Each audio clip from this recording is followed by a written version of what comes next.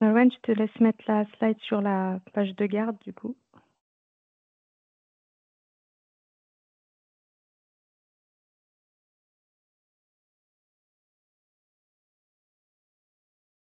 Bonjour, bonjour à toutes et tous. On se laisse une petite minute le temps que tout le monde entre dans la salle de ce petit webinaire. Puis on va pouvoir commencer.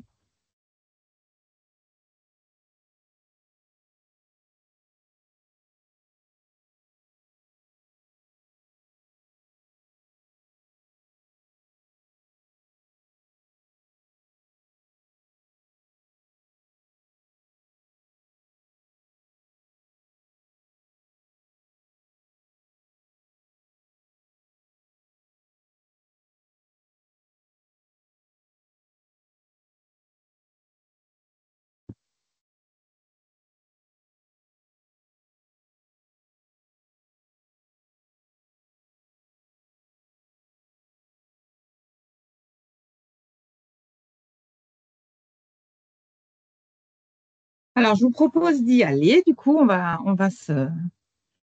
débuter avec notre sujet du jour. Merci à toutes et tous d'être venus à notre invitation, encore une fois. On sait qu'on vous sollicite beaucoup, mais on s'est dit que sur ce sujet, ça valait peut-être le coup d'apporter quelques explications liées aux récentes modifications qui ont été faites sur le REM du DPI concernant la vague 2. On va vous replacer un petit peu le contexte de ces modifications que j'imagine vous avez tous eu le temps de voir depuis que le REM est en ligne. Et puis, on pourra également rentrer plus profondément dans le sujet en répondant à vos questions. Je pense qu'on aura largement le temps pendant cette séance. Et je vais du coup laisser la parole à Clara pour présenter un petit peu l'origine de ces modifications. Oui, merci Nolwenn. Bonjour à toutes et à tous. Vous m'entendez bien? Nolwenn, tu peux me confirmer? Oui, très bien, c'est parfait. Parfait. Oui, on souhaitait vous faire un petit webinaire dédié sur ce sujet-là. Parce qu'il y a eu une évolution et on va vous expliquer, comme l'a dit Nolwenn, pourquoi. On n'a pas encore fait le webinaire à destination de l'ensemble, notamment des établissements. On voulait rapidement le faire pour vous, côté éditeur, parce que du coup, vous êtes en plein dans les développements. Donc, ça nous paraissait important de revenir vers vous avant la fin de l'année et on reviendra vers l'ensemble de l'écosystème après. Donc, de quoi on va parler? Donc c'est une évolution qui s'inscrit dans la continuité de ce que vous avez sûrement suivi, la décision du Conseil constitutionnel. Avant l'été dernier, le Conseil constitutionnel, après le Conseil d'État, a été saisi sur une des réglementations autour de mon espace santé, sur la possibilité pour les professionnels, pas forcément de santé, tout professionnel étant dans la prise en charge du patient, d'accéder à mon espace santé. Cette décision, la décision du Conseil constitutionnel est venue valider l'article de loi décrivant cette possibilité avec un certain nombre d'arguments. Vous pourrez retrouver sur le site du Conseil constitutionnel l'ensemble de cette décision et dans l'ensemble des éléments qui ont été utilisés pour valider cette réglementation. À l'intérieur de ces éléments, il y avait une mise en visibilité et plutôt une emphase particulière sur la notion de consentement. C'est mon premier point là du contexte. C'est tout professionnel participant à la prise en charge d'une personne puisse accéder, sous réserve du consentement de la personne préalablement informée, au dossier médical partagé de celle-ci et l'alimenter. Et effectivement, cette notion de consentement, qui était déjà consentement présumé dans la loi, c'était vraiment fortement utilisé par le Conseil constitutionnel sur cette réglementation. Donc, effectivement, ça nous a remis en lumière cette nécessité. De plus, avec mon espace santé qui continue à être de plus en plus utilisé, et notamment sur la partie consultation par les expérimentations qu'on est en train de voir, c'est que toutes les actions réalisées par les professionnels de santé sont, comme vous le savez, particulièrement vous, côté éditeur, mais tracées et visibles par le patient sur son profil Mon Espace Santé. Et que le patient est notifié au premier accès d'un professionnel à son DMP. Et donc, en fait, le fait que ça soit complètement tracé et visible, quand on l'explique aux professionnels de santé, eh bien, il y a quand même cette inquiétude qui peut être ressentie sur le fait que le patient est au courant de ce que je fais, ce qui n'est pas forcément le cas au sein des, des logiciels, notamment les DPI, c'est pas du tout le cas même.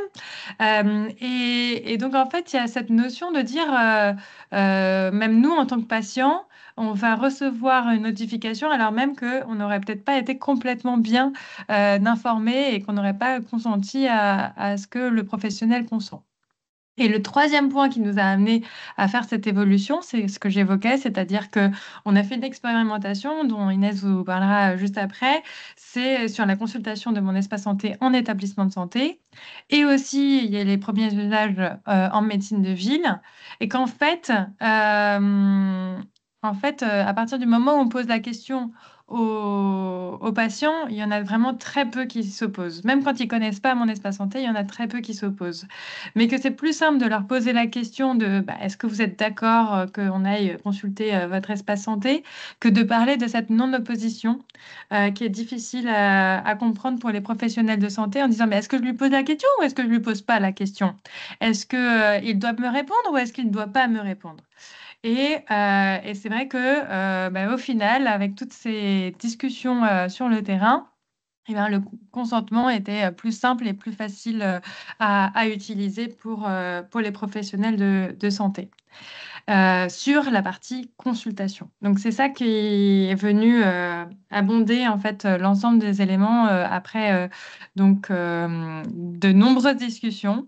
On a pris cet arbitrage qui donc change pour vous, surtout la sémantique utilisée, mais sur la partie consultation. Sur la partie alimentation, rien ne change. C'est ce qui est marqué sur la slide. On reste sur la non-opposition et le patient est informé et ne s'oppose pas. S'il s'oppose à l'alimentation, alors le professionnel décide de la légitimité du motif qui n'est pas enregistré dans le logiciel. Et donc, si dans vos logiciels, comme c'est le cas pour la vague 1, le document est alimenté par défaut. C'est sur la partie consultation que l'on change le terme utilisé. On utilise le terme de consentement qui a fait moult débats à l'époque, mais qui du coup est bien pris aujourd'hui avec ce changement. Donc, qu'est-ce que ça veut dire concrètement? C'est que le patient confirme, mais à l'oral, il n'y a pas besoin de signature. Certains établissements disent, on va aller demander une signature, mais c'est pas ce qui est demandé. Confirme à l'oral son consentement à la consultation de ces informations. Et il n'a pas, comme vous le savez, besoin de justifier son refus. Dans le logiciel Ségur, on laisse exactement, et on va vous montrer les slides d'après, on laisse le fait qu'il y ait un clic pour pouvoir accéder à Mon Espace Santé et, en l'occurrence, au DMP. C'était le même clic qui était déjà demandé, qu'on avait beaucoup travaillé ensemble sur le patient est informé. Et donc, il y avait un clic de oui, j'ai informé le patient. Et ce clic-là devient le fait que le patient est informé et consent à la consultation de son DMP et que donc dans vos logiciels, c'est ce qui est attendu pour la vague 2 de pouvoir enregistrer cette information-là. Aujourd'hui, c'est possible qu'il y ait 2 moments d'information du patient ou qu'un seul. Ça, c'est ce qui est du coup en termes d'organisation au sein des établissements.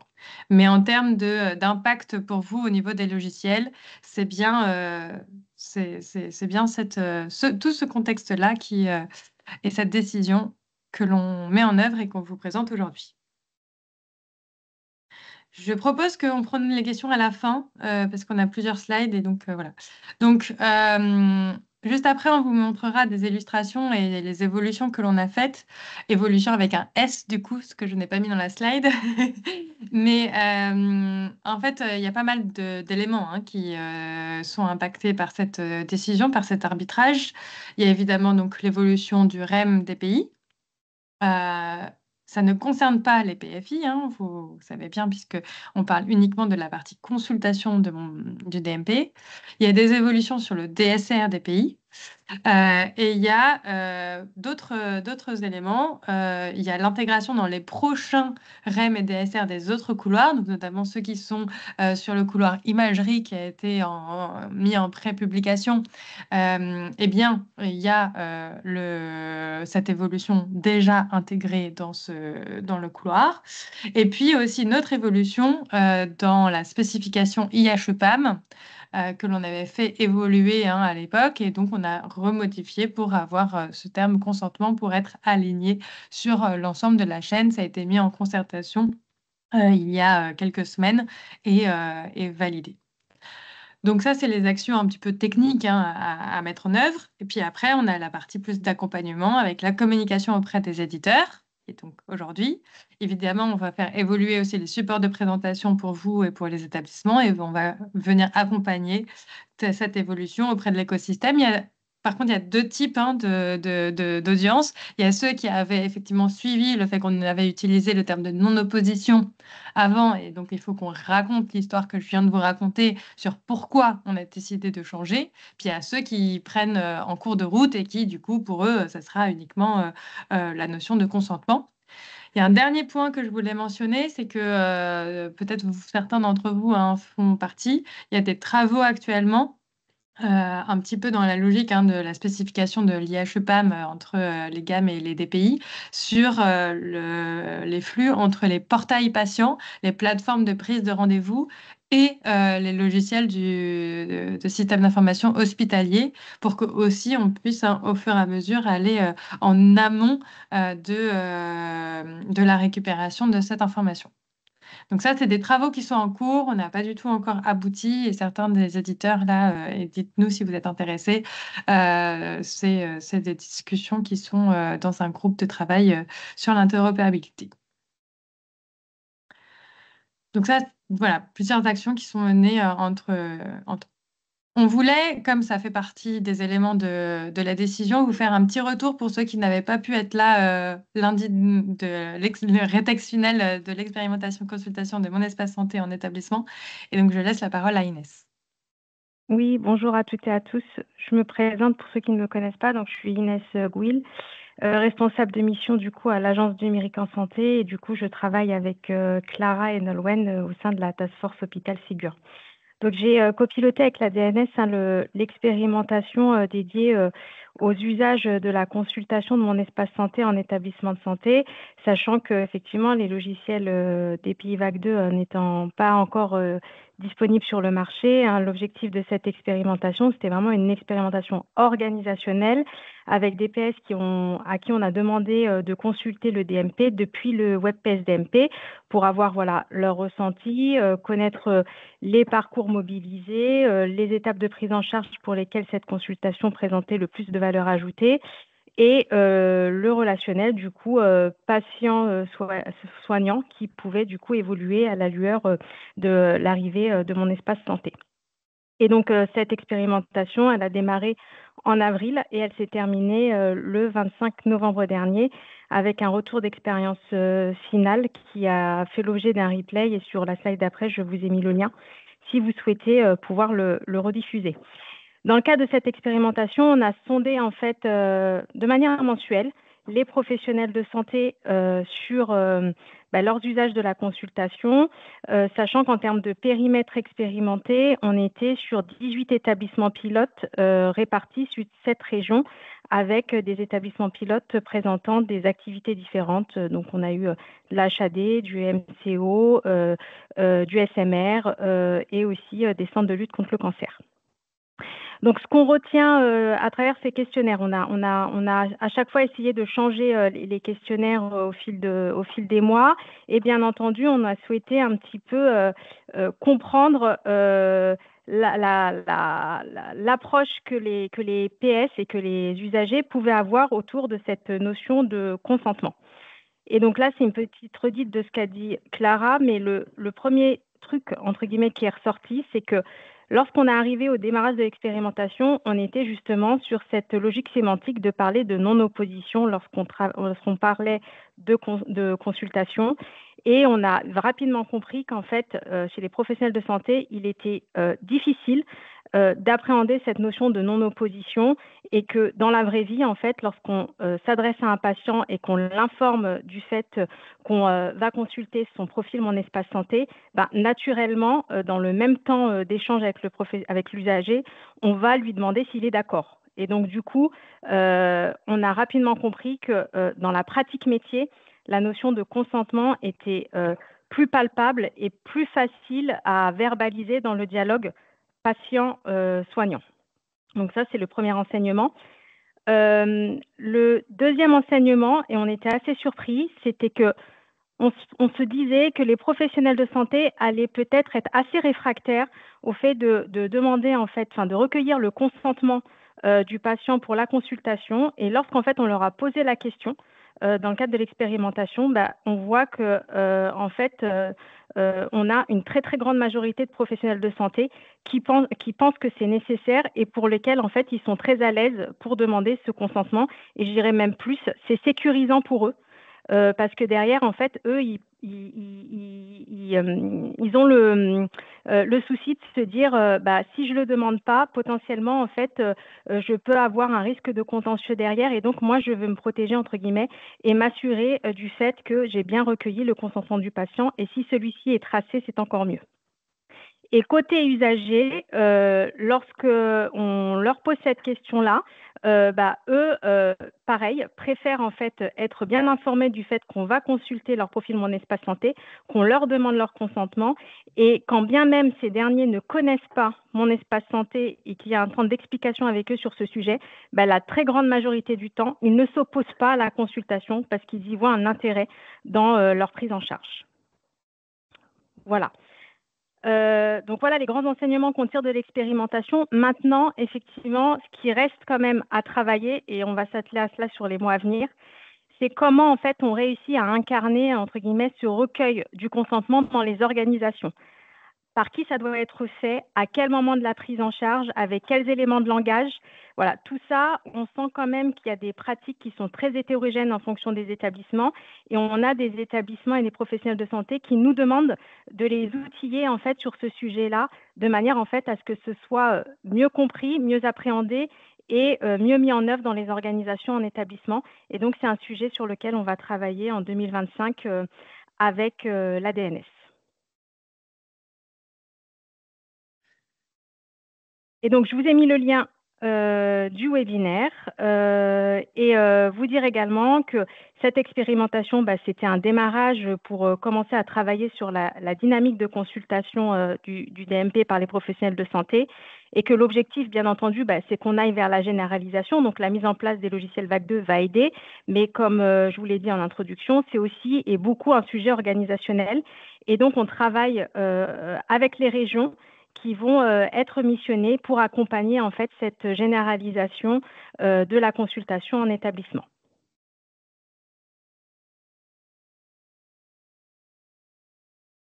Merci Inès. Je passe au chapitre suivant avec les illustrations des écrans qui seront également reportées sur les DSR. Oui, parce que donc effectivement, vous avez mis dans le DSR, lors de la publication de l'ensemble des textes, des illustrations pour que vous perceviez mieux la mécanique qu'il était souhaité. Évidemment, c'est que des illustrations qui doivent être intégrées ensuite dans vos logiciels avec vos ergonomies. On est très clair sur cet élément-là quand on parle à l'écosystème. Et donc là, par rapport à cette évolution, on a trouvé important qu'on mette aussi des options d'illustration possibles. Donc il y en a deux là qui vont être qu'on va vous présenter. Dans cette option-là, donc en fait, il y a trois options possibles, hein. C'est ce qu'on avait déjà évoqué précédemment. Quand il n'y a pas de réponse du patient, uniquement l'alimentation est autorisée, hein. C'était déjà le cas quand il y a le NA, c'était alimentation possible, mais pas la consultation. Quand il y a une réponse positive du patient, donc alimentation autorisée évidemment, et consultation autorisée. Et réponse négative du patient, c'était ce que évoquait un des participants dans le chat. À partir du moment où il dit juste non, je ne veux pas que vous consultiez mon espace santé, alors la consultation est interdite. Sur la partie alimentation, on peut quand même le dire, hein, c'est globalement, systématiquement, c'est globalement un non aussi, hein, c'est-à-dire que généralement, si le patient va pas vouloir qu'on alimente son DMP, on va pas l'alimenter. Il y a éventuellement d'autres manières hein, de partager l'information. C'était dans des discussions avec des établissements. L'alimentation du DMP ne sera pas faite, mais par exemple, ça peut être envoyé par messagerie sécurisée de santé au médecin traitant, ce à quoi le patient peut également s'opposer. Mais voilà, effectivement, dans les textes, pour l'alimentation, il est soumis à une appréciation du motif par le professionnel de santé. Donc, voilà à quoi peut ressembler, en tout cas en termes de logique, les écrans, avec donc le patient est informé et consent à l'utilisation de mon espace santé. Ah, si tu peux mettre la slide précédente. Voilà, avec un oui-non. Et puis ensuite, si c'est un non, alors il y a deux éléments supplémentaires qui s'affichent, la partie alimentation ou la partie consultation. Évidemment, on a toujours mis en apparence l'accès en mode brise-glace qui demande un motif justificatif aussi à renseigner. Tu peux passer à la slide suivante, Nolwenn, merci. Oui, juste pour compléter, bien sûr, ce Ah mode oui, vas-y. brise-glace n'est pas accessible si le patient n'a pas donné son accord. C'est s'il ne peut pas s'exprimer. Je veux dire, si le patient s'est exprimé contre l'accès, on ne peut pas y aller en mode brise-glace. C'est s'il ne peut pas, si on ne peut pas recueillir l'avis du patient qu'on peut accéder en mode brise-glace. Oui, d'ailleurs, j'en profite pour en rajouter un point. J'espère que vous avez tous activé mon espace santé autour du call et vous avez peut-être vu qu'il est tout à fait possible dans mon espace santé pour un patient de s'opposer au fait qu'un professionnel accède en mode brise-glace. Donc, ça peut être aussi c'est un élément à avoir en tête. Et deuxième option, après, il y a plein de questions, donc on pourra les prendre. Voilà, c'est qu'au lieu qu'il n'y ait qu'une seule coche, il y en a plusieurs. Donc, le patient s'oppose à l'alimentation de mon espace santé s'il est on, du coup, ne s'oppose pas pardon, à l'alimentation, ça veut dire qu'on peut l'alimenter.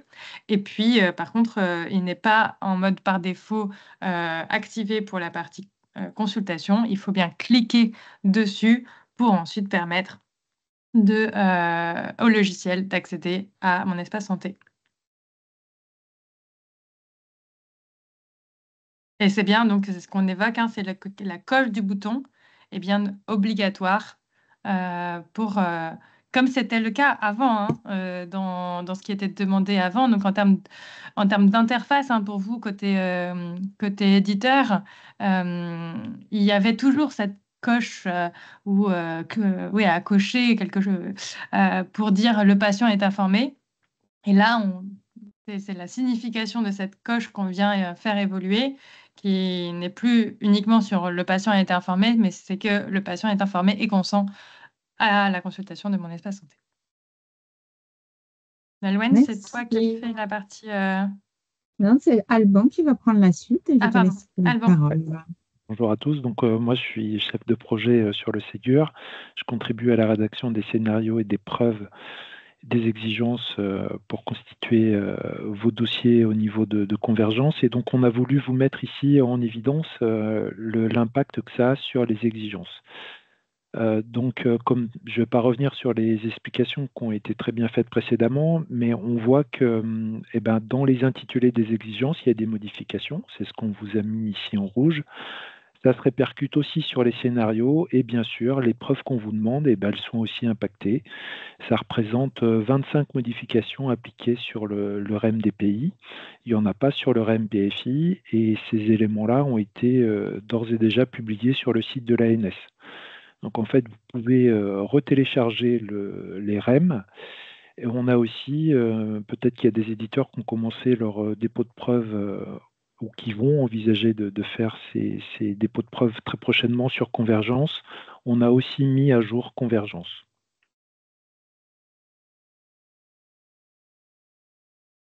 Voilà. Est-ce qu'on peut indiquer autre chose? Oui.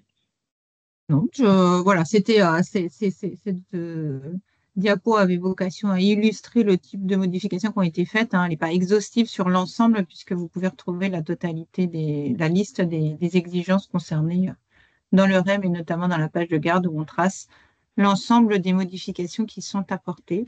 Tout à fait. Et peut-être, Nolwenn, ce qu'on peut préciser, c'est qu'il n'y a pas d'exigence supplémentaire par rapport à la modification qu'on est en train de vous présenter. Ce n'est juste que des modifications. Voilà. On est uniquement sur sur le périmètre dont on vient de parler, tout à fait. Alors, nous, on est arrivé au bout de notre présentation. Vous voyez que ce n'était pas extrêmement lourd, mais en revanche, on se doutait qu'on aurait quand même quelques questions. Donc, je vous propose de prendre les questions en cours. Alors, elles vont peut-être être dans le désordre parce que je suis un petit peu au milieu des questions. On va faire le tour. On avait une question ou remarque sur le fait qu'on puisse relever le consentement à l'admission. Je ne sais pas si Clara, tu veux répondre. Donc, dans les gammes, je vais lire la question. N'y a-t-il pas un relevé du consentement patient au moment de l'admission et donc dans les gammes, puis ensuite propagé aux solutions de l'hôpital? Ça risque de nous être demandé. Donc, oui, c'est une possibilité, tout à fait. Et tout à l'heure, Inès mentionnait l'organisation dans les établissements. Ça fait partie des sujets qui doivent être vus par les établissements, chaque organisation pouvant être différente. Donc, il y a cette possibilité de relever, de prendre ces informations-là, de les enregistrer dans la gamme. Et concernant le DSR des pays, enfin les exigences au DPI, on a bien prévu l'évolution du flux IHE-PAM en provenance du référentiel d'identité. Donc, il est tout à fait possible pour l'établissement, s'il y a une évolution de sa gamme, son référentiel d'identité dans ce sens, d'intégrer, de récupérer l'information dans le DPI. Mais là, comme on parlait des exigences du DPI, ça fait partie aussi des exigences demandées au DPI de savoir le faire en direct. Alors, là, je vais essayer de reprendre dans l'ordre. Je vais remonter tout au début. Alors, il y avait des questions sur le consentement. Sur le consentement et le fait qu'on trace, mais je pense qu'Inès sans doute a répondu à la question par rapport au retour d'expérience tout à l'heure et ce qui a été précisé justement sur l'expression de ce consentement. Oui, peut-être je vais reformuler. Effectivement, je vois que la notion de consentement présumé appelle pas mal de questions. En fait, ce que je voulais exprimer tout à l'heure, c'est que ce soit qu'on parle de consentement présumé ou qu'on parlait avant de non-opposition, ce qu'on réalise en fait dans les faits, c'est que en fait, les professionnels, ils s'inscrivent dans une logique de recueil de consentement, point. Et donc, du coup, toutes ces nuances, entre guillemets, sémantiques dont on parle aujourd'hui, finalement, elles deviennent un petit peu invisibles pour le professionnel de santé, puisque dans l'échange qu'il a avec son patient, il va l'informer, il va lui dire, est-ce que vous êtes d'accord pour que je consulte mon espace santé? Voilà. Et donc, par contre, effectivement, l'enjeu pour le professionnel de santé, c'est de tracer, de pouvoir avoir la capacité de tracer ce consentement. Et donc aujourd'hui, demain, Les logiciels vague 2 permettront de le faire. Et aujourd'hui, en fait, on a les deux possibilités. Soit on a des établissements qui sont très précautionneux et qui ont mis en place des formulaires pour tracer formellement ce consentement, soit certains d'entre eux se contentent en fait d'un consentement oral. Voilà. Mais demain, le formalisme sera plus aisé du fait d'une capacité des logiciels à pouvoir cocher cette case consentement. Merci Inès. Et une petite demande de précision. Pour être certain de bien comprendre, pour un professionnel de santé membre de l'équipe de soins, l'opposition à la consultation n'a pas à être justifiée, contrairement à l'opposition à l'alimentation. Est-ce que c'est bien ça? Oui, Clara, j'ai j'ai répondu tout l'impression à que tu l'heure veux et je l'ai parler. Ok. redit à l'oral tout à l'heure. J'ai bien dit qu'à partir du moment où il y avait non, je ne souhaite pas que vous le fassiez, alors ce n'est pas possible.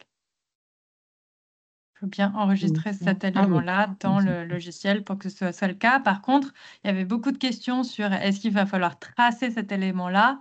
La réglementation dit que c'est le professionnel de santé ou le personnel hospitalier qui recueille cette information-là, l'enregistre dans son logiciel vague 2 et permet justement que ça soit tracé dans son logiciel, qu'il n'a pas pu consulter le dossier de mon espace santé et donc voilà, n'a pas eu accès aux informations médicales qui y sont. Évidemment, hein, par rapport à mon espace santé, au souhait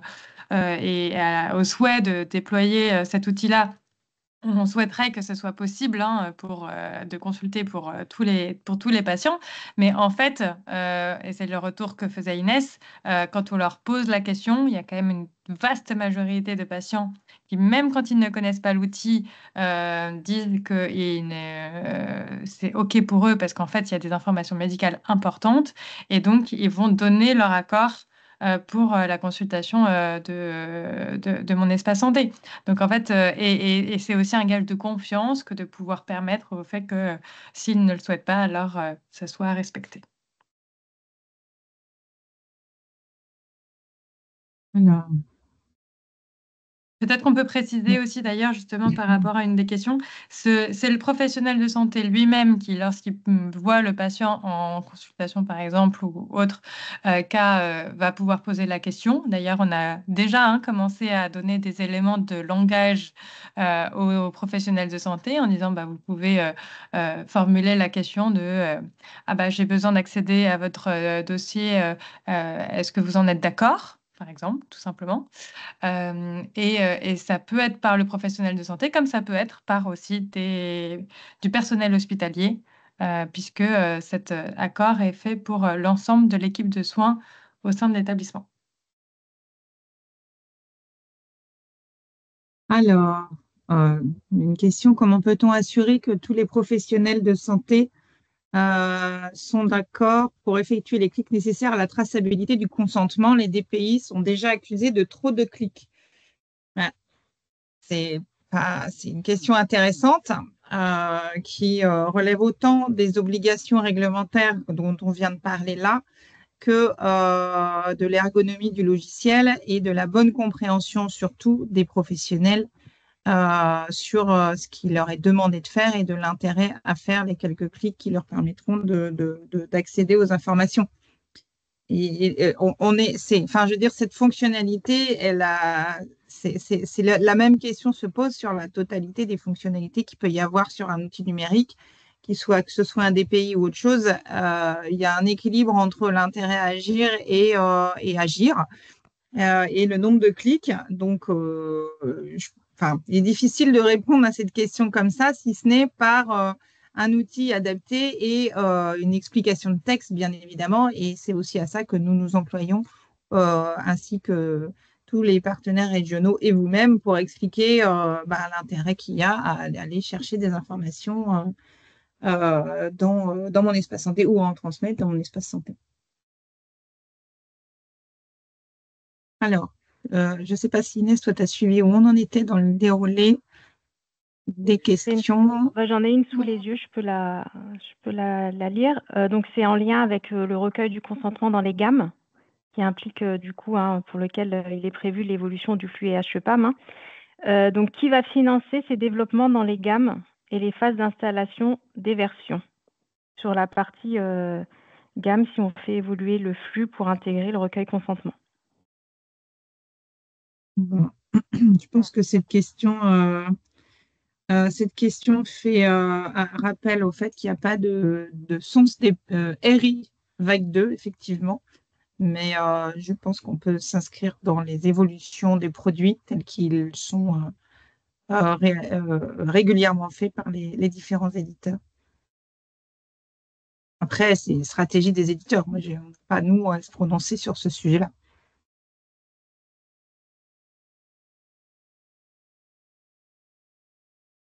Il y a aussi une question sur les exigences en tant que telles, les scénarios. Peut-être que tu peux remettre la slide justement qui montre le scénario de l'exigence conf 06 Nolwenn. Si tu peux revenir en arrière. Il y a une question justement très pratico-pratique sur l'évolution des REM. Je pense que c'est important de pouvoir la prendre. La question, c'est si le patient refuse la consultation de son DMP dans l'étape 7, a priori, il faut vérifier. Oui, je crois que c'est l'étape 7. Comment faire à la dernière étape pour consulter en mode brise-glace? Brise-glace. Parce qu'effectivement, du coup, dans l'exigence là, que vous voyez à l'écran, en fait, on vient voir dans le scénario de conformité que c'est bien possible que pour de faire tout un tas d'actions vis-à-vis de l'enregistrement du consentement pour la consultation et de la non-opposition pour l'alimentation. Et donc, à la toute fin, effectivement, il y a l'étape 13 qui demande à avoir un accès en mode bris de glace. Et du coup, pour moi, c'est pas forcément un enchaînement exact entre chacune des étapes. Parce que juste avant, effectivement, on a mis que montrer l'enregistrement du refus de consentement du patient à la consultation de son DMP. Donc là, si c'est refusé, effectivement, derrière, il n'y a pas l'accès en mode bris de glace. Donc là, l'idée, c'est de revenir à un mode où il n'y a pas de... Pas de refus. Pas de refus. C'est ça. Effectivement, le déroulé des différentes étapes, on aurait pu réaliser que tout n'était pas complètement cohérent. On peut changer la décision d'un patient. Hein. Donc, si un patient peut avoir, dans un premier temps, refusé, dans un deuxième temps, accepté, et inversement. Bon, a priori, la notion de bris de glace, c'est qu'il n'a pas pu donner ni son accord ni son refus. Et donc, on part de rien. Donc, ça aurait été plus cohérent de mettre effectivement cette demande en première intention. Mais je pense pas dire de bêtises. Si vous inversez les étapes du scénario, ça ne doit pas poser de problème. Et donc, il y avait une question qui était liée à ça, sur le fait que pourquoi tracer dans le DPI le motif du bris de glace et que en parallèle, enfin, dans un autre contexte, hein, qui est donc sur le web PSDMP, il est aussi demandé d'avoir justement ce motif d'accès en bris de glace. C'est parce que là, en l'occurrence, quand on est ici en consultation intégrée dans son DPI, c'est bien le DPI qui va envoyer au DMP l'information et le motif. Et donc, c'est pour ça qu'il faut l'enregistrer directement dans le DPI.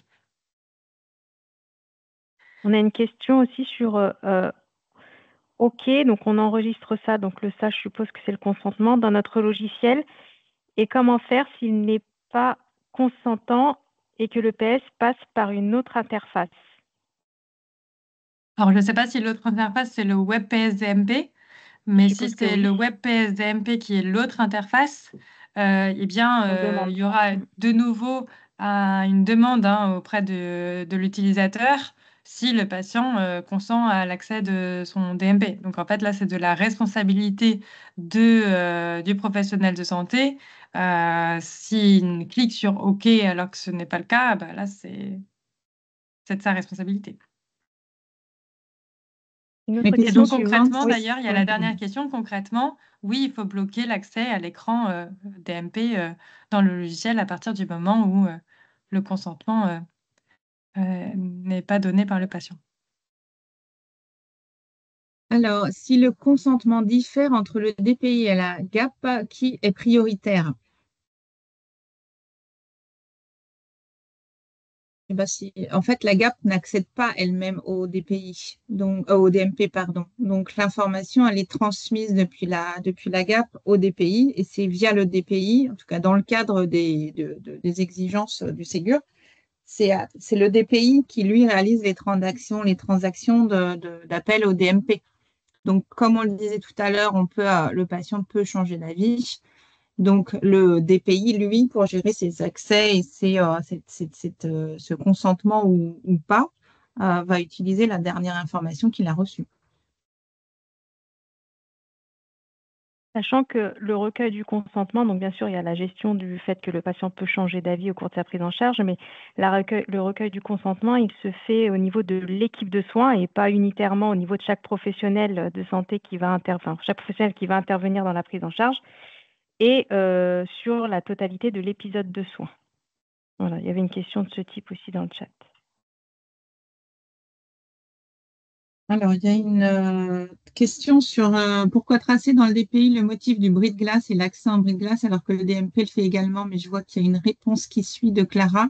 Oui, on y a répondu. Voilà, parce que là, on parle bien de saisir ça dans le DPI puisque l'accès au DMP va se faire au travers du DPI. Donc, c'est une information qui est transmise au DMP. Je pense qu'après, on a répondu. Oui, ça c'est répondu. Il y a une nouvelle question sur Nolwenn. Il y a une nouvelle question sur le DPI. Doit-il transmettre le consentement à la GAP si flux IHE bidirectionnel? C'est pas demandé, c'est pas exigé dans nos exigences et j'ai envie de dire que ça va dépendre un peu. Nous, on l'exige pas dans le cadre de la vague de Ségur. Ça, c'est déjà la réponse qu'on peut vous apporter.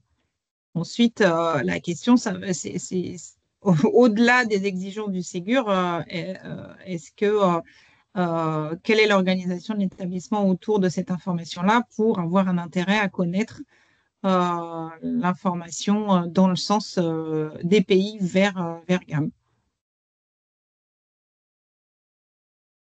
J'ai plutôt envie de répondre comme ça. S'il y a des établissements qui utilisent l'information dans ce sens-là, pourquoi pas? Enfin, en fait, c'est pas du tout interdit, mais c'est pas du tout demandé dans le cadre du Ségur.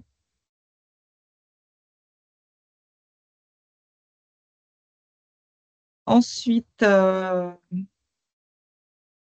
pense que sur les notions de traçabilité de l'accord, on a répondu largement. Inès, t'avais plus, donc t'avais plus suivi de moi. Est-ce qu'on a fini? Est-ce qu'on a répondu à tout? Non, on peut rappeler que ce que tu viens de dire dans le dernier message, Inès, sur l'équipe de soins. Oui, c'est ce que je l'ai dit là il y a quelques minutes, c'est que le recueil du consentement, en fait, il vaut au niveau de l'équipe de soins et pas au niveau de chaque professionnel de santé qui serait amené à intervenir pendant l'hospitalisation, par exemple, du patient. Ça, c'est le premier niveau. Et c'est sur la durée d'un épisode de soins. Voilà, donc c'est pas... c'est vraiment, c'est pas la maille unitaire qu'il faut considérer. C'est vraiment une logique en fait globale de prise en charge qui constitue l'unité de référence sur laquelle en fait il faut recueillir le consentement. Je crois qu'on a fait le tour de toutes les questions qui étaient posées dans le chat. Je crois qu'il y avait une dernière question. Pardon, vas-y, Inès. Non, je regarde en même temps. C'était plus une remarque qu'une question. C'est qu'avec cette décision d'utiliser le terme de consentement et d'aller vers une demande à l'oral au patient, sachant que dans les textes, seulement une information est demandée, le sujet du consentement préalable, qui était effectivement un petit peu compliqué à comprendre. Là, en fait, notamment du fait de tous les retours qu'on a eus jusqu'à présent et des éléments de la décision du Conseil constitutionnel, en fait, oui, effectivement, on va vers quelque chose qui est plus explicite avec, du coup, si le patient n'a pas dit à l'oral ce qu'il voulait bien que donné son accord que le professionnel de santé aille consulter son DMP, alors ça ne sera pas possible. Donc, effectivement, ça va impacter le fait que les professionnels puissent y avoir accès, mais aujourd'hui, à l'énorme majorité des expériences, les patients sont tous plutôt favorables au fait qu'on aille consulter leur profil Mon Espace Santé pour justement mieux les prendre en charge.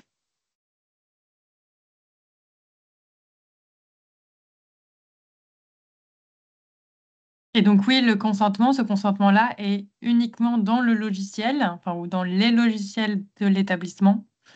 Il n'est pas, et c'est cet élément-là qui va amener ensuite au fait qu'il y ait une transaction au DMP ou pas. Je pense que voilà.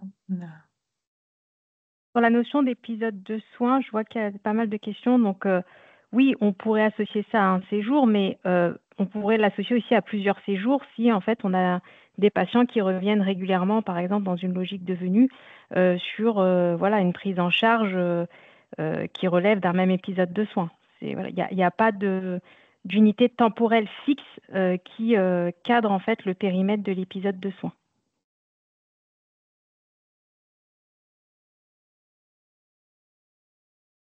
Bien, je crois que là, cette fois, on a fait le tour de l'ensemble des questions. Ah, petite réaction. Pas compris là. Ouais. Pas compris là, c'est quoi le là? Et peut-être je demande. La notion de séjour ou d'épisode de soins. Ben, en fait, on demande si en fait un épisode de soins égale strictement sensu un séjour. Non, pas forcément en fait.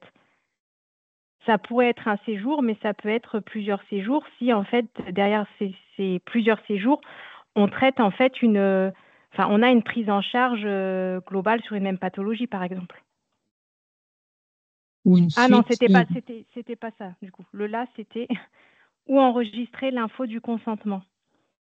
Bah, ça sera possible dans les logiciels Vague 2. Comment le gérer par la gare?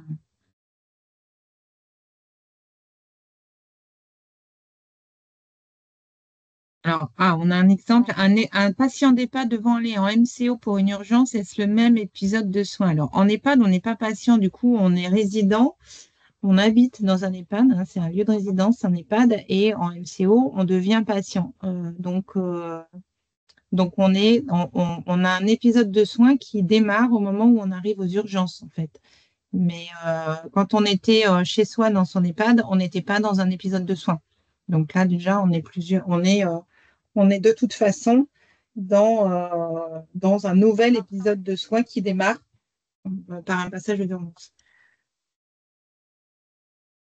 Tu as répondu à l'autre cas d'exemple entre un patient qui est hospitalisé en cardio, rentre chez lui et est pris en charge ensuite en urgence dans un autre hôpital. C'est suite à la complication de son séjour précédent. Alors là, en l'occurrence. Il revient dans le même hôpital, c'est ça? La question. Oui. Ouais, qu'il vienne dans le même ou pas, après, on peut comprendre que là, la question soit un petit peu, on ait l'impression de faire des nœuds avec pas grand-chose parce qu'il en vient et c'est la continuité de la pathologie. Néanmoins, il est sorti et il revient, que ce soit le lendemain, que ce soit le même hôpital ou que ce soit 15 jours après. Même si, dans les faits, qu'il a consenti la première fois à ce qu'on consulte son DMP, il y a des grandes chances qu'ils disent pas non aux urgences, mais il pourrait tout à fait le faire. Il est quand même sorti en sortie hôpital définitive pour rentrer chez lui.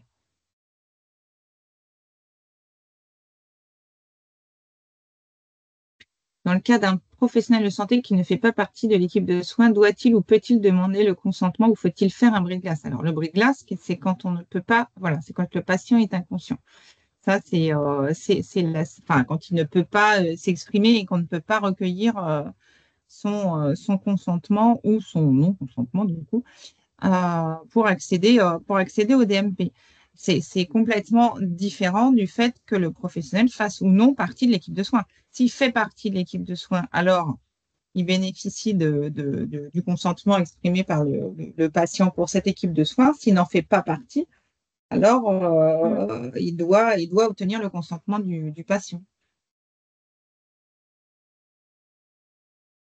En tout cas, merci pour vos questions parce que ça montre qu'il y a quand même un besoin d'éclairage et donc du coup, ça nous donne aussi des idées, nous, pour vous outiller et outiller les PS. Je pense qu'on va essayer de formaliser des illustrations un peu plus opérationnelles, des cas d'usage pour, pour illustrer de manière plus simple ce qu'il y a derrière cette sémantique, notamment épisode de soins.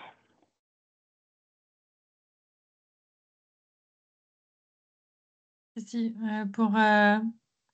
effectivement, hein, c'est bien demandé dans une des exigences que l'ensemble de ces éléments soient bien archivés par le logiciel.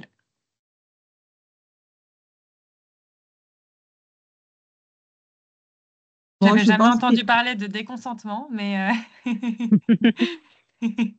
effectivement. Je pense qu'effectivement, à l'issue de cette séance, on pourra compléter, notamment à travers des FAQ, certaines précisions relatives à l'ensemble des questions que vous nous avez posées ce soir. Oui, c'est bien prévu hein, que le changement d'avis soit pris en compte. C'est même marqué dans l'exigence qu'on a sous les yeux. Le système doit permettre de changer le choix du patient à tout moment de la prise en charge. Donc, Oui. des consentements, oui. Ok. Après, du coup, est-ce que disait Inès et Nolwenn, c'est que vous disiez que ça nous donne des éléments. On voit que là, quand vous vous posez plein de questions sur concrètement comment vous le faites au sein de vos logiciels, ce qu'on peut vous dire, c'est que surtout n'hésitez pas à nous solliciter quand vous avez un doute, effectivement. Et ce sujet est quand même très important. Et donc, voilà, si vous rencontrez des cas là, comme vous l'évoquez, n'hésitez pas à solliciter le support ou de l'ANS, c'est au sein de Convergence ou autre. C'est vraiment important que vous nous posiez les questions quand vous avez un doute sur l'implémentation au sein de votre logiciel. Voilà. En tout cas, je pense que c'était utile, Inès, qu'on fasse ça pas trop tardivement Oui. dans cette... Du coup, je pense que ça vous intéressera. On ne l'a pas encore planifié, mais on va faire un webinaire, ce que disait Clara en introduction, à destination des établissements de santé et des régions pour reparler justement de ce sujet information préalable et non-opposition pour l'alimentation et recueil du consentement pour la consultation. Donc voilà, n'hésitez pas aussi à vous connecter à ce webinaire si vous souhaitez avoir à nouveau des explications sur le sujet. Et on prend bien note de vos questions qui vont nous alimenter pour outiller un petit peu l'écosystème sur ces sujets-là. Bonne fin de journée. Merci. Merci pour votre participation et à très bientôt.